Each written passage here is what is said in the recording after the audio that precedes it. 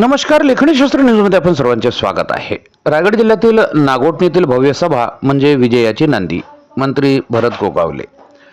नागोठणे येथे रायगड जिल्हा परिषद नागोठणे गट उमेदवार सुमित काते व पंचायत समितीचे उमेदवार अंजली दुर्गावले व अरुणा हंबीर यांच्या प्रचारासाठी आयोजित भव्य सभा नागोठणे येथे आयोजित करण्यात आली होती.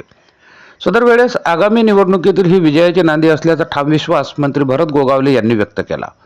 या सभेत प्रचंड जनसमर्थन दिसून आल्याने सर्व उमेदवार निश्चितपणे विजयी होतील असा दावा त्यांनी केला.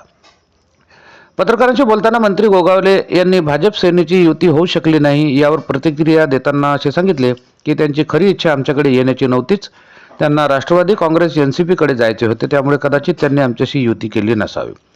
विकास गोगावले निवडणुकीच्या रिंगणात असून त्यांच्या विजयाकडे आम्ही पूर्ण विश्वासाने पाहत आहोत असेही त्यांनी यावेळी स्पष्ट केले. बघत रहा लेखणी शास्त्र न्यूज. रोहा तालुका प्रतिनिधी श्री सुदर्शन कोटकर यांची रिपोर्टिंग. जय हिंद, जय संविधान, जय महाराष्ट्र.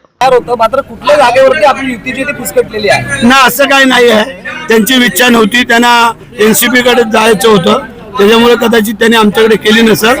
काही हरकत नाही आहे. मागच्या नगरपालिकेच्या निवडणुकीमध्ये NCP आणि भाजप युतीचा जो आहे तो काही ठिकाणी फटका बसला. यावेळेस असं होण्याची शक्यता आहे का?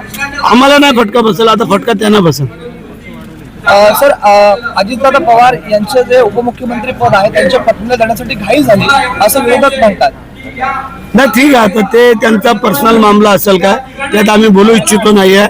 कारण का घाई झाली किंवा का नाही हे आम्ही नंतर विचारू. सर, जिल्ह्यात जिल्हा परिषदेच्या किती जागा साधारणतः जिंकल्या जातील? जे आम्हाला संख्याबळ पाहिजे तेवढं आम्ही जिंकू.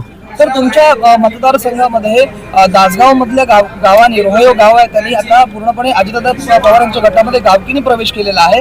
आपल्यासोबत असताना गावाचा विकास झाला असा आरोप करत त्यांनी प्रवेश केला. सगळा विकास आम्ही केलेला आहे. काही वैयक्तिक त्यांची कारण असू शकतात, पण हरकत नाही आहे. आमचे पण प्रवेश चालू आहेत आणि तुम्हाला 9 तारखेला दिसेल. सर,